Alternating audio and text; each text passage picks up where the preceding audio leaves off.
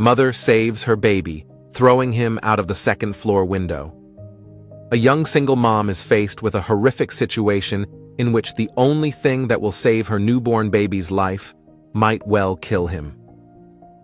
Before the video starts, please subscribe to join our community. Your support helps us grow, and hit the notification bell to stay updated with our latest content. Every mother and father always says they would do anything for their child, run any risk to save their lives. But would they? How far would you go to save your baby? And if what you needed to do was horrific, would you have the courage? Lily Senjic discovered the answers to all these questions that haunt parents all their lives. When she was just 21, Lily's mom had always told her she'd have a bad end. Lily liked music and parties and short skirts and painting, her nails bright pink, and for her mom, that was all sin.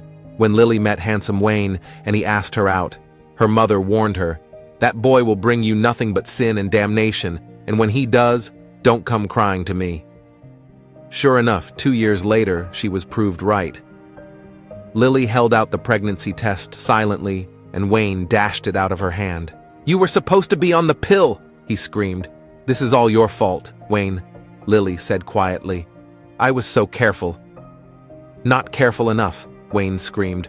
"But if you think I'm throwing away my future playing college ball for Penn State over some trailer trash slut with a bun in her oven, you're mistaken."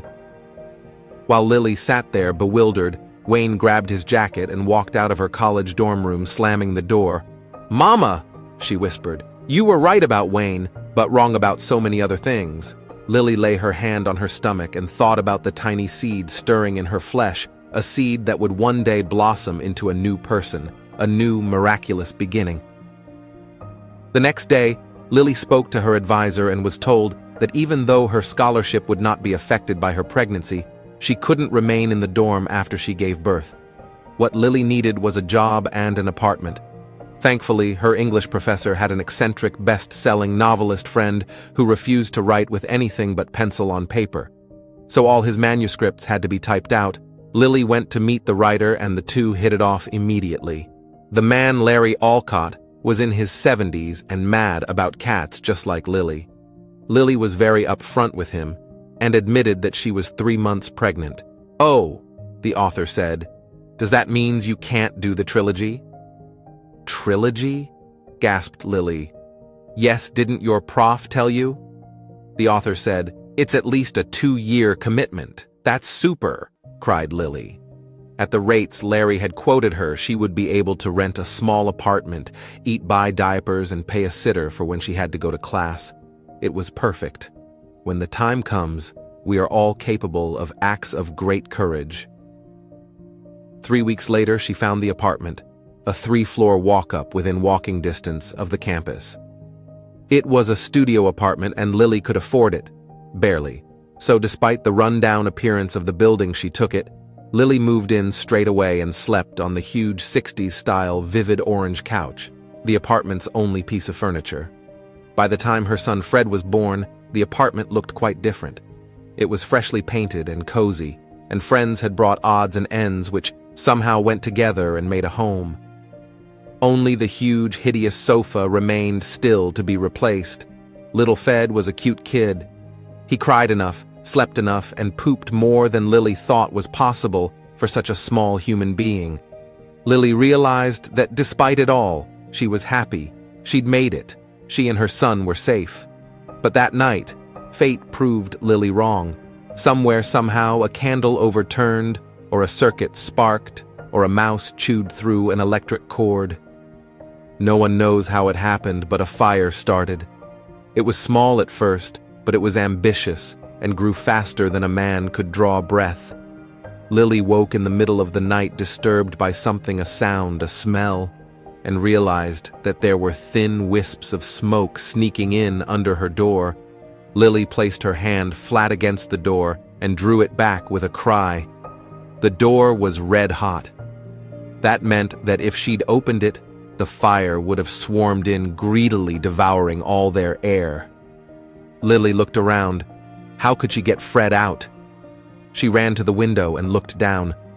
3 stories, but it might as well be as high as the Empire State Building. That was when Lily caught sight of the ugly orange couch out of the corner of her eye, if she could throw it out first. Lily dragged the huge and heavy couch over to the window and started to shove it out. She had to pray that it would land with the soft side up. The sofa fell, and Lily screamed in triumph when it settled right side up. She ran inside and strapped little Fred into his baby car seat, then carried him over to the window. The room was getting hotter and hotter, and Lily could see the carpet by the door start to smoke. It was now or never. Lily leaned as far out of the window as she could, stretched out her arms with Fred in his car seat. In them closed her eyes and let go.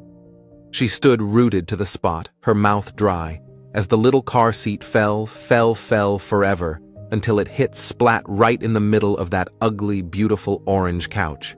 Fred was safe.